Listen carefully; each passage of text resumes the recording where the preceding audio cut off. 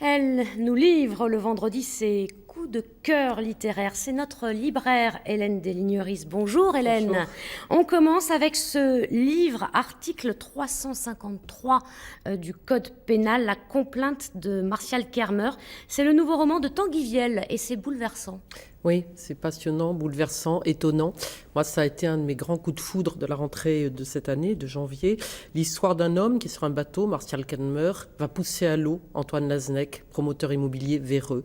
Il rentre, il le laisse se noyer, il rentre au port, il va chez lui, il attend les gendarmes qui l'emmènent chez le juge. Et le livre, en fait, c'est tout le temps qu'il va passer chez le juge à expliquer pourquoi, comment il en est arrivé là. Ça se passe à Brest, il a été licencié de l'Arsenal, il a investi tout son argent dans un projet immobilier qui ne se fait pas, donc ça, ce sont les premières pages. Mais après, comment on en arrive à pousser un homme à l'eau? Et ce que je ne peux pas vous raconter, Sandrine, sinon je déflore absolument tout l'intérêt du livre, c'est ce qui va se passer au final, et qui fait qu'aujourd'hui encore, on s'interroge sur qu'est-ce que c'est que la justice, comment on arrive à tuer, comment on arrive à regarder ceux qui ont tué. C'est un livre passionnant.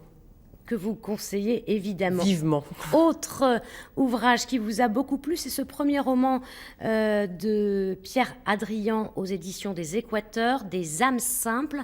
J'imagine que ça vous a plu aussi parce que ça se passe chez nous, ça se passe chez nous, dans les Pyrénées, dans le monastère de Sarrance, dans la vallée d'Aspe.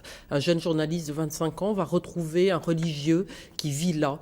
Et là, on est totalement déconnecté de notre monde. Nous sommes avec le Gave, avec les fleurs pas trop parce que c'est en décembre, mais avec la nature, avec les Pyrénées, avec les bergers, avec les douloureux, avec les souffrants, avec les pèlerins du chemin de Saint-Jacques, puisque ça se passe là.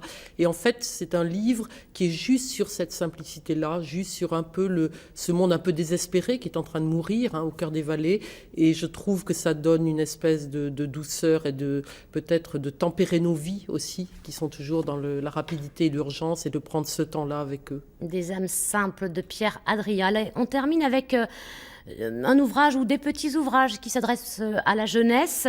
40 personnages, 40 déclarations d'amour, on peut dire ça comme ça? On peut le dire comme ça. C'est un choix que la libraire du rayon jeunesse a fait.